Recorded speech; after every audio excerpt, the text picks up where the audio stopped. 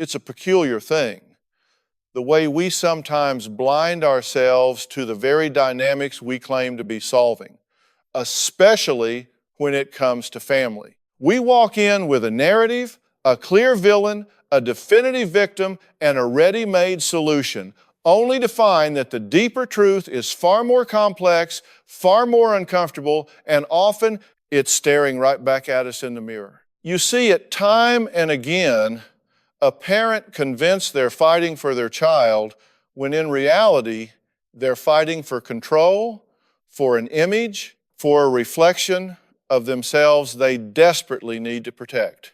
This isn't a judgment, it's an observation. A pattern I've witnessed play out in countless living rooms, on countless stages, and in the quiet desperation of so many lives. It's never about blame, it's about unraveling the threads of perception, pulling back the layers until we can see the real fabric beneath. I remember when Mary first walked onto my set. Her energy was palpable, a mix of fierce maternal protectiveness and an almost desperate weariness. She was by all accounts a loving mother, a woman who genuinely believed she was doing everything in her power to save her son Michael. But that's where the story began to unravel, not with Michael's struggles, but with Mary's unwavering conviction that she knew exactly what was wrong and precisely what needed to be done. She carried a weight, a heavy mantle of self-sacrifice, and in her eyes, you could see the years of frustration, the sleepless nights, the battles fought and seemingly lost. She presented Michael as a young man derailed, someone who had lost his way, succumbed to bad influences, and was now actively sabotaging his own future. The labels she had for him were sharp, honed over years of perceived slights and disappointments, unmotivated, manipulative, disrespectful, a squanderer of potential. To Mary, Michael was the problem, the central antagonist in her life's most profound struggle. From my vantage point, it was clear that Mary saw herself as the hero, the tireless rescuer, the only one willing to stand between her son and what she envisioned as his inevitable destruction. Her opening statement, delivered with a trembling voice but steely resolve, was a testament to this self-perception. "Dr. Phil," she began, "I've tried everything. I've given him every opportunity, sacrificed my own dreams, my own peace of mind, to make sure he has a good life, but he just throws it all back in my face. He refuses to get a job, he lives in my basement, he just plays video games all day. I need you to fix him. I need you to make him see reason." This wasn't an uncommon plea. Parents often arrive with their adult children, clutching on to the last vestiges of parental authority, desperate for an external force to reassert control where their own has failed. What stood out about Mary, however, was the intensity of her focus on Michael's flaws, almost to the exclusion of everything else. It wasn't just concern, it felt like an all-consuming mission, a personal crusade. She spoke about his perceived laziness, his lack of ambition, his refusal to follow her advice, and the financial burden he represented. Every word was carefully chosen to paint a picture of a son who was actively choosing to fail despite his mother's Herculean efforts. My initial impression of Mary was that she was a woman driven by fear, a fear so profound that it had metastasized into an obsession. The fear of failure, the fear of judgment, the fear that her life's work as a mother might be seen as incomplete or unsuccessful if her son didn't embody the specific path she had laid out for him. It struck me that her deep-seated anxieties were perhaps more intertwined with Michael's predicament than she was consciously aware of. She wasn't just worried about him, she was worried about her, about what his trajectory meant for her own identity, her own legacy. This isn't to diminish her love or her genuine concern, but rather to highlight the subtle, often subconscious undercurrents that can drive even the most well-intentioned actions. Michael, on the other hand, presented a different kind of picture. When he finally spoke, his voice was quiet, almost defeated. He was a young man in his mid-20s, and you could see the exhaustion in his eyes, the heavy weight of his mother's expectations pressing down on him. He wasn't overtly defiant or aggressive, which you sometimes see in these situations. Instead, he seemed resigned, almost dulled by the constant conflict. He agreed with some of his mother's assessments. Yes, he spent a lot of time gaming. Yes, he was struggling to find a job he cared about. But there was an underlying current of resentment, a feeling of being misunderstood, of being constantly judged and found wanting. He didn't articulate it clearly, but his body language, the way he subtly shrank back, the almost imperceptible flinch when his mother interrupted him, spoke volumes. He wasn't just living in her basement, he was living under her shadow, a shadow that for all her love had become suffocating. This wasn't a simple case of a lazy son and an overbearing mother. It was something far more intricate, a dance of codependency and unmet needs, where both parties, despite their best intentions, were inadvertently fueling the very cycle they wanted to break. Mary believed she was helping Michael by pushing him, by laying out the path to success as she saw it. Michael, in turn, felt trapped, paralyzed by a combination of his own fears and the sheer force of his mother's will. He wasn't rebelling in a dramatic, explosive way. He was retreating, disengaging, finding solace in virtual worlds where he felt a sense of control and accomplishment that was sorely missing from his real life. My job, then, was to not just address Michael's behavior, but to shine a light on the complex interplay between them to help them both see the truth of their dynamic and ultimately to empower them to choose a different path. It's never about fixing one person. It's about fixing the system, the unspoken agreements, the long-held patterns that keep them both stuck. And in this particular case, I had a strong hunch that Mary's role in that system was far more central than she was prepared to admit. The backstory, that's where you often find the real roots of what's happening in the present. It's rarely about a sudden collapse. It's more like erosion, a slow wearing away of boundaries, a gradual shifting of expectations until the foundation is barely recognizable. With Mary and Michael, the threads of their current dynamic stretched far back, woven into the fabric of their family history, specifically around the time Michael's father left.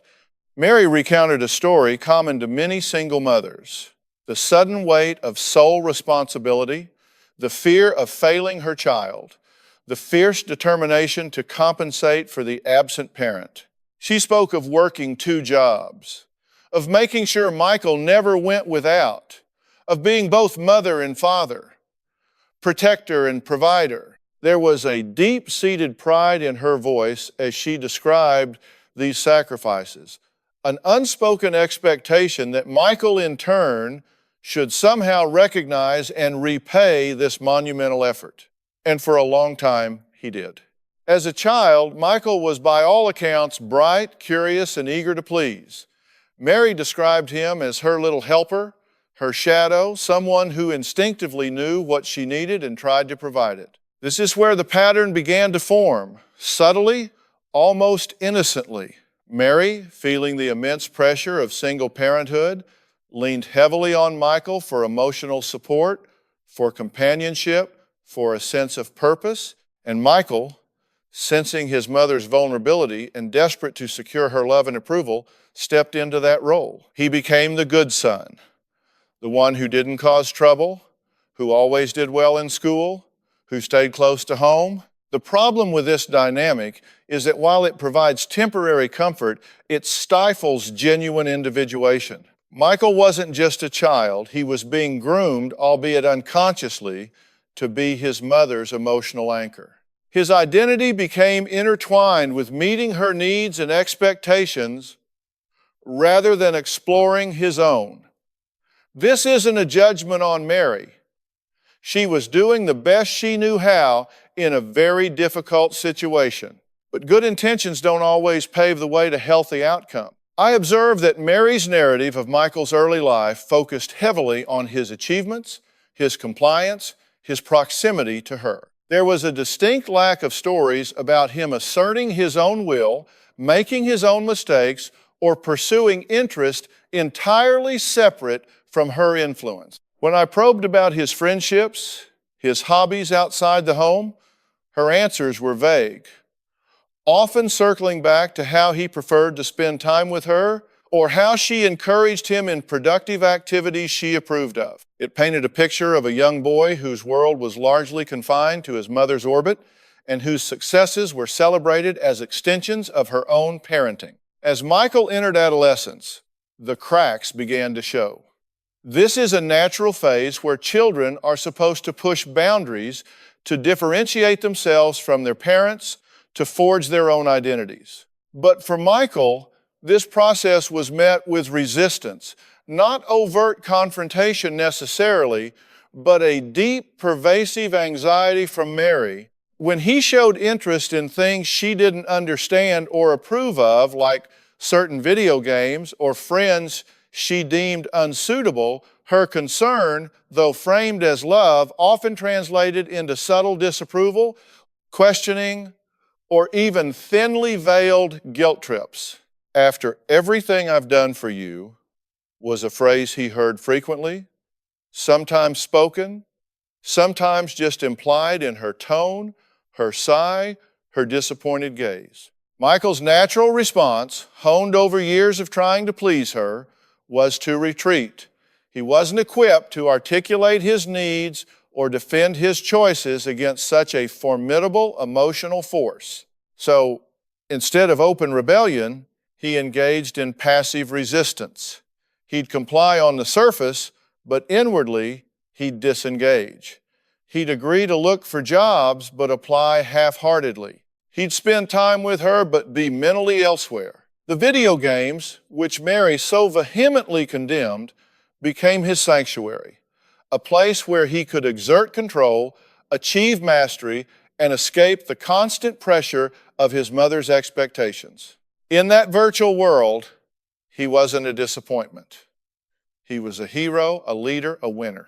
The problem, as it almost always is, wasn't the video games themselves, but what they represented: an escape, a coping mechanism, a symptom of a deeper struggle for autonomy. Mary, however, focused entirely on the symptom, convinced that if she could just cure him of his gaming addiction, everything else would fall into place. She saw it as the root cause of his inertia, rather than a manifestation of his inability to navigate the real world on his own terms. She'd tried everything to get him to stop, pleading, bribing, threatening to cut off his internet, even physically removing his consoles. Each attempt, born of frustration and a misguided belief that she was helping, only pushed Michael further into his shell, reinforcing his belief that he couldn't win, couldn't be himself, couldn't escape. This created a feedback loop.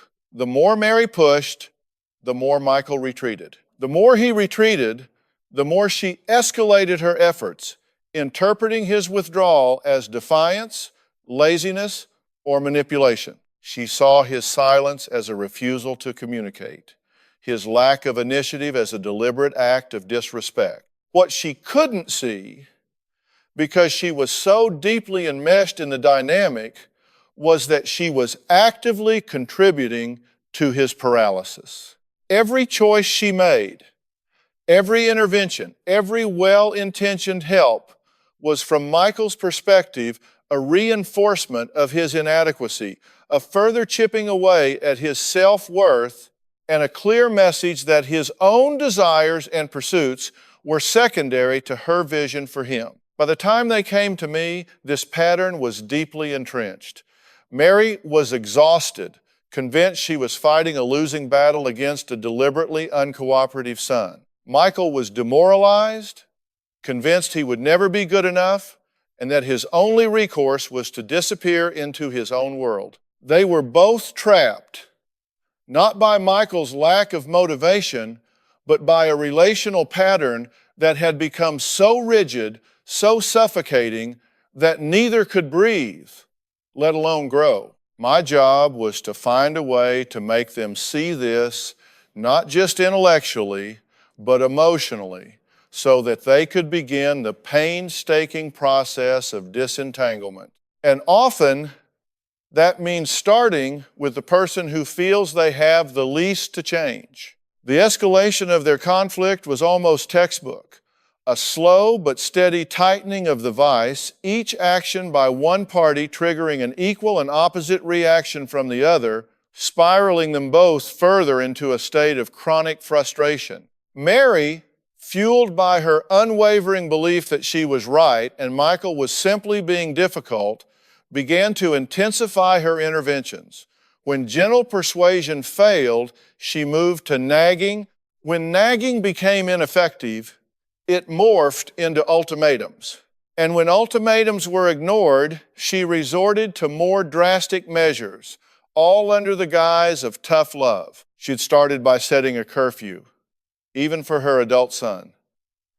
Then came the demands for a job search log, meticulously documented with dates, companies, and contact persons. When he didn't meet her expectations, she'd threaten to cut off his internet, cancel his phone, or even evict him. These threats, while born of genuine anxiety for his future, were delivered with an increasing level of emotional intensity, often accompanied by tears, accusations of ingratitude, and reminders of her immense sacrifices. I put you through college, Michael. I gave you everything. And this is how you repay me, sitting in the basement, wasting your life away?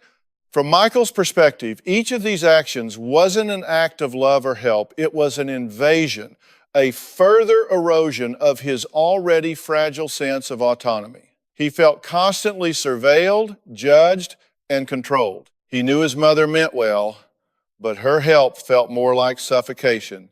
The more she pushed, the more his internal resistance solidified. He didn't want to be a burden, but he also didn't want to be told precisely how to live his life, especially when he felt so utterly lost and overwhelmed. He saw her interventions as confirmation of his inadequacy, a constant reminder that he wasn't capable of making his own decisions or finding his own way. So he retreated further. He learned to become an expert at evasion, at giving just enough to placate her temporarily, only to revert to his preferred solitude when the pressure eased. This led to the inevitable blame shifting. Mary would point to Michael's gaming, his perceived laziness, his lack of initiative as the sole cause of their problems. If only he would just get a job, everything would be fine, she'd lament, completely missing the systemic nature of their dynamic. Michael, when pressed, would murmur about not knowing what he wanted to do, about feeling uninspired by the job market, or about his mother's constant nagging making it impossible for him to focus. He never directly blamed her, but his quiet resentment was palpable, a wall built brick by brick with every perceived infringement on his personal space and freedom. The truth, as it so often is, lay in the space between their narratives. Michael was struggling with motivation and direction, but Mary's relentless pressure wasn't helping him find it, it was paralyzing him. And Mary was genuinely worried about her son, but her approach was inadvertently reinforcing his dependence and passivity. They were locked in a dance of codependency, each responding to the other in ways that perpetuated the very problem they wanted to solve. The more Mary tried to control Michael's life, the more he resisted by doing nothing. And the more he did nothing, the more she felt compelled to control. The tension in their home became a constant, low-level hum. Dinner conversations were fraught with unspoken expectations and simmering resentment. Small requests would quickly snowball into full-blown arguments, each party feeling deeply misunderstood and unfairly targeted. Mary would interpret a delayed chore as a personal attack, a deliberate act of defiance. Michael would see a simple question about his day as an interrogation, a prelude to another lecture. The house, instead of being a sanctuary, became a battlefield, an emotional minefield where neither could relax. The breaking point, the moment that finally pushed Mary to seek outside help, was a particularly explosive argument over a utility bill. Michael had forgotten to pay his share, and Mary, already at her wits' end, saw it as the ultimate proof of his irresponsibility and disrespect. She erupted, accusing him of taking advantage of her, of being a drain on her resources, of destroying her peace of mind. Michael, for his part, snapped back, not with anger, but with a desperate, wounded cry. Why don't you just kick me out then? If I'm such a burden, just get rid of me. That moment of raw vulnerability from Michael, combined with the sheer exhaustion of the endless conflict, jolted Mary. She realized, perhaps for the first time, that her attempts to help were actually pushing her son away, driving a deeper wedge between them. She was terrified of losing him entirely, even as she felt consumed by the struggle to keep him on track. It was in that moment of despair, of realizing the futility of her current approach, that she finally reached out to my show. She came to me seeking a solution for Michael, but what she was unknowingly seeking was a way to break free from a cycle that was destroying both of them. She came convinced that I would validate her struggles, that I would tell Michael he needed to shape up, to listen to his mother, to get his act together. And while some of that conversation would certainly happen, my primary goal wasn't to take sides or assign blame. It was to interrupt the pattern, to shine a light on the unspoken agreements, the deeply ingrained habits that kept them both stuck. And to do that, I knew I would have to challenge Mary's deeply held narrative, to ask her to look beyond Michael's actions and consider her own role in their dynamic. It's never about the surface behavior. It's always about the underlying system. And sometimes the hardest truth to accept is that the solution begins not with the person you want to fix, but with the person doing the fixing. The confrontation on the set is where the rubber meets the road. It's not about theatrics. It's about creating an environment where truth can emerge, even if it's uncomfortable. Mary had spent years constructing a narrative, a carefully curated story where she was the long-suffering hero and Michael was the problematic child. My job wasn't to dismantle it with a hammer, but to carefully, yet firmly, pry open the cracks until she could see the reality for herself. I started by letting Mary speak, to fully articulate her frustration, her sacrifices, her unwavering belief that Michael was the source of all their troubles. I listened intently, acknowledging her pain, her genuine love, and the immense burden she felt. This is crucial. You can't challenge someone effectively until they feel heard and understood. Only then can they drop their defenses enough to actually listen. After she had exhausted her narrative, I turned to Michael. He spoke softly, almost apologetically, about his struggles with motivation, his feeling of being overwhelmed, and the pressure he felt. He admitted he wasn't happy with his life, but he couldn't articulate why he couldn't change. He was clearly caught in a paralyzing loop of guilt and inadequacy. Then came the pivot. I looked at Mary, my voice calm but firm. Mary, I began.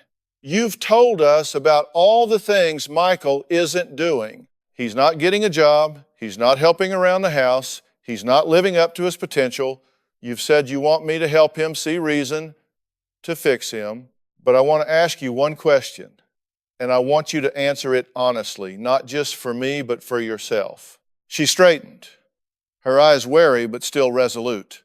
She was ready for me to lay into Michael, to tell him he needed to respect his mother. Mary, I continued, what does Michael do that tells you he is a fully capable, independent adult? The question hung in the air, her brows furrowed, and a flicker of confusion crossed her face. She started to speak. Well, he can be very charming when he wants to be, and he's smart, very smart. He just doesn't apply himself. I cut her off gently. No, Mary, that's what you think he is, or what he could be. I'm asking about his actions. What does he do on a consistent basis in his actual life that demonstrates to you, to him, and to the world that he is capable of making independent decisions, managing his own life, and standing on his own 2 feet? She paused. A long, uncomfortable silence stretched. She looked at Michael, then back at me, her usual articulate confidence beginning to waver. She opened her mouth again. He cleans his room sometimes when I ask him, and he drives himself to his friends' houses. I nodded slowly. So, he cleans his room when you ask him, and he drives himself to places he wants to go? Does he handle his own finances? Does he pay his own bills? Does he make his own doctor's appointments? Does he independently manage his time and responsibilities without your constant oversight? Her silence was louder than any words. Her gaze dropped, and I could see the wheels turning. The narrative she had so meticulously constructed was beginning to crumble under the weight of this simple, direct question. She had focused so intensely on Michael's failures to meet her expectations that she had overlooked a critical piece of the puzzle. She hadn't actually allowed him to be an independent adult. Every step he tried to take, she had either intervened, criticized, or taken over. Mary, I pressed, my voice softening slightly, but holding firm. I hear how much you love Michael and how desperate you are for him to succeed. But what I'm seeing is that you are so invested in his life, so afraid of him failing, that you have perhaps unintentionally created a system where he doesn't have to be an adult. You've become his executive assistant, his manager, his alarm clock, and his personal financier. And as long as you continue to play those roles, Michael will continue to play the role of the dependent child. This was the breakthrough moment. Her eyes welled up, not with anger, but with a sudden, painful realization. The light went on. She hadn't seen it this way before. She thought she was helping, but she was enabling. She thought she was motivating, but she was paralyzing. But if I don't do these things, Dr. Phil, she choked out. He won't do them at all. He'll just fall apart. And that, Mary, is your fear, not necessarily his reality, I responded. What if he doesn't? What if, given the space and the consequence of not doing them, he actually steps up? You've created a scenario where his only way to assert any control is to not do what you want. Because when he does something, you're still controlling how and when it gets done. You've taken away his ability to make choices, and with it, his sense of ownership over his own life. Michael, who had been listening intently, slowly looked up. A glimmer of something, not quite hope, but a spark of recognition appeared in his eyes. He finally understood that his mother's actions, while well-intentioned, were indeed stifling him. He hadn't had the language or the courage to articulate it, but now he saw it reflected in my words. The moment Mary broke down, it wasn't just tears of sadness, it was tears of release, of a heavy burden shifting. She was seeing her own part in the dynamic, not as a villain, but as someone who, out of profound love and fear, had inadvertently become part of the problem. That realization is the cornerstone of any real change. It's the moment when you stop blaming others and start looking inward, recognizing that you have the power to change the system by changing your own role within it. The resistance had been strong, a lifetime of ingrained patterns, but that single question, what does Michael do, that tells you he is a fully capable, independent adult, had managed to cut through it all. The immediate aftermath of that realization on set was raw and emotional. Mary, once so articulate and unwavering in her convictions, was now visibly shaken, her carefully constructed defenses having crumbled. Michael, meanwhile, seemed to breathe a sigh of relief, a tension easing from his shoulders that he probably hadn't even known he was carrying. This was the opening we needed, a brief window where both parties were receptive to a new way of thinking, a shift in their deeply ingrained dance. My counsel to Mary was clear and direct, yet delivered with profound empathy. Mary, your love for Michael is undeniable. It's powerful, but that very power, when misdirected by fear, can become a cage instead of a launch pad. If you truly want Michael to become an independent, thriving adult, you have to let go. You have to step back. You have to allow him to fall, to stumble, to make his own mistakes, and to pick himself back up. You have to let him experience the consequences of his choices without you always swooping in to rescue him. I explained to her that true empowerment doesn't come from being constantly managed. It comes from learning through experience, from navigating challenges autonomously. I urged her to define clear boundaries, to outline what she was and wasn't willing to do for him as an adult, and to stick to those boundaries. This wasn't about abandonment. It was about healthy detachment, about allowing Michael the dignity of his own journey, even if that journey was messy and imperfect. We discussed a timeline for him to either secure employment or begin paying rent, and a clear understanding that his financial and personal responsibilities would shift entirely to him. No more managing his job search, no more paying his bills, no more daily check-ins. It was a terrifying prospect for Mary, but I assured her that true love sometimes means having the courage to let go. To Michael, my message was equally direct.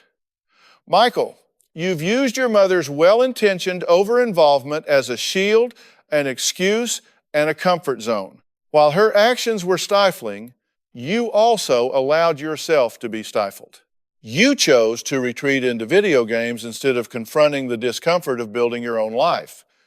Now, with your mother stepping back, there are no more excuses. The ball is in your court. This is your opportunity to step up, to define yourself, not as the problematic son, but as a capable man making his own way. I challenged him to take ownership, to identify what he truly wanted for his life beyond the virtual world. We talked about setting small, achievable goals, starting with a basic job, any job, to gain some financial independence and structure. I emphasized that it wouldn't be easy, that he would face fear and uncertainty, but that this was the natural process of growth. It was his chance to break free from the narrative that had defined him for so long, to prove to himself, not just his mother, that he was capable. The outcome of their story, as with many such cases, wasn't an overnight Hollywood transformation. Real change is gradual, often filled with fits and starts. Mary, despite her breakthrough, struggled immensely in the weeks and months that followed the show. The urge to intervene, to help, was deeply ingrained. She confessed to me later that there were days she had to physically restrain herself from checking his job applications or offering unsolicited advice. It was a conscious, agonizing effort to change her own behavior, to allow Michael the space he desperately needed. She found strength in support groups for parents of adult children, realizing she wasn't alone in her struggles to let go. Michael, for his part, initially floundered. The sudden absence of his mother's constant oversight left him feeling adrift. There were days he relapsed into his old patterns, spending hours gaming. But crucially, The dynamic had shifted. When he didn't pay his share of the rent, Mary didn't swoop in.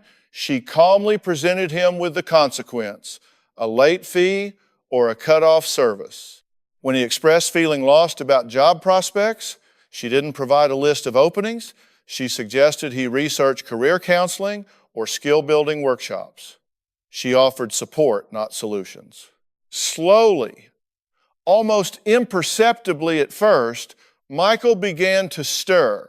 The discomfort of his situation, no longer cushioned by his mother's interventions, became a more powerful motivator than her nagging ever was. He started taking small steps. He got a part-time job at a local retail store, not his dream job, but a start. He began to contribute financially. He even started looking into community college courses, expressing an interest in coding, a field he'd dabbled in during his gaming. Their relationship began to heal, not by magic, but by a conscious, often painful redefinition of boundaries. Mary learned to trust Michael's capacity to navigate his own life. And Michael, in turn, began to trust himself. Their conversations, once fraught with tension, became more open, more honest, less about demands, and more about mutual respect. He was still living at home, but the power dynamic had shifted. He was no longer the child in the basement. He was a young man working towards independence, with his mother as a supportive figure on the sidelines rather than a demanding coach on the field. The story of Mary and Michael is a testament to the fact that sometimes the most loving thing a parent can do is to get out of their child's way. It's a hard truth, especially when you've invested so much, but it's essential for both parent and child to thrive. Their journey was far from over, but the fundamental shift in their dynamic, catalyzed by a single, pointed question, offered them both a real chance at a more authentic and ultimately healthier future. It's never about fixing one person. It's about helping everyone involved see their role in the system and empowering them to change it. The path to true independence for Michael and true release for Mary wasn't a straight line. It was a winding road marked by setbacks and small victories, often taking longer than anyone would prefer. After the initial breakthrough on the show, the real work began, the painstaking daily effort of rewiring years of deeply entrenched behaviors and expectations. Mary found herself battling her own instincts constantly. Every time Michael mentioned feeling discouraged about a job search, her first impulse was to jump in, to provide solutions, to shield him from disappointment. She told me later that she'd catch herself mid-sentence, remembering our conversation, and instead she'd ask him, "What's your plan to address that, Michael?" Or "What steps are you going to take next?" It was agonizing for her, feeling like she was being less of a mother by not being a fixer. But what she was actually doing was being a better mother, one who fostered resilience rather than dependence. She joined a local support group for parents of adult children where she could vent her frustrations and get validation for her struggles in letting go. This external support became crucial for her, as it provided a mirror for her own behaviors and helped her distinguish between loving support and enabling interference. For Michael, the transition was equally challenging. He had grown accustomed to his mother's safety net, and without it, he felt exposed. There were moments of genuine fear, a panic that he wouldn't make it, that he truly was as incapable as he sometimes felt. The allure of the virtual world remained strong, a comfortable escape from the real-world pressures of finding a job, managing money, and facing rejection. He had days, even weeks, where he reverted to old patterns. He missed job interviews, let applications slide, and found excuses to avoid responsibility. But this time, the consequences were real. When he didn't contribute to the household bills, Mary, with a heavy heart but firm resolve, followed through on her promise to turn off the internet for his gaming devices, not his study or job search tools, but specifically the ones he used for recreation. It wasn't a punishment, it was a boundary. This wasn't about punishment, it was about natural consequences. When his phone service was threatened due to non-payment, he finally had to call the company himself, navigate the customer service maze, and figure out a payment plan. These weren't grand achievements, but they were crucial steps in building his self-efficacy. Each small hurdle he overcame independently chipped away at his ingrained sense of helplessness and built a foundational layer of competence. What was most impactful during this phase was the shift in their communication.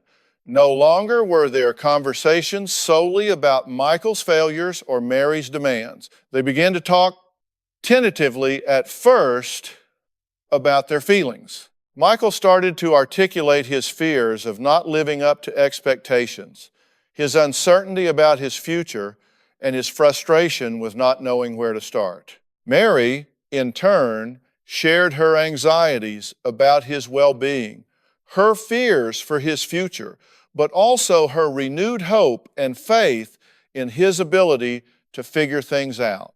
It wasn't always smooth. There were still moments of frustration and relapse on both sides, but the underlying dynamic was changing from a power struggle to a relationship built on evolving respect. A significant turning point came when Michael, after several months of working the retail job and saving some money, decided to move into a shared apartment with a few friends. It wasn't glamorous, but it was his decision, his apartment, his responsibility. Mary was terrified, of course. Every maternal instinct screamed at her to help him find the right place, to vet his roommates, to ensure he was safe and secure. But she bit her tongue. She offered practical support where appropriate, helping him pack, giving him some hand-me-down furniture, but she didn't interfere with his choices. Watching him load his boxes into a beat-up moving truck, a mix of apprehension and pride on his face, was a profound moment for her. It was the physical manifestation of her letting go and his stepping up. The final outcome, as I often remind people, isn't about perfection. Michael didn't become a CEO overnight, nor did Mary shed all her anxieties immediately. But their relationship fundamentally transformed. Michael continued to work his retail job and eventually enrolled in some online courses for graphic design, a field he discovered an aptitude for through his gaming. He wasn't living in his mother's basement, but in his own space, making his own choices and facing his own consequences. He stumbled, he made mistakes, but each time he learned. Mary learned to differentiate between loving support and suffocating control. She found a renewed sense of purpose in her own life, pursuing hobbies and friendships she had neglected for years while she was so singularly focused on Michael. She became a mentor at her church, sharing her experiences and wisdom, finding fulfillment in helping others navigate their own challenges. Her identity broadened beyond just Michael's mother. Their story is a powerful illustration that sometimes the most effective intervention isn't about solving the problem for someone, but about removing the obstacles that prevent them from solving it themselves. It's about empowering people to find their own agency, even if that means allowing for discomfort, struggle, and the occasional misstep. True growth for both parent and child comes from that painful, yet ultimately liberating process of letting go and stepping up. And that, in my experience, is what a life well lived truly looks like.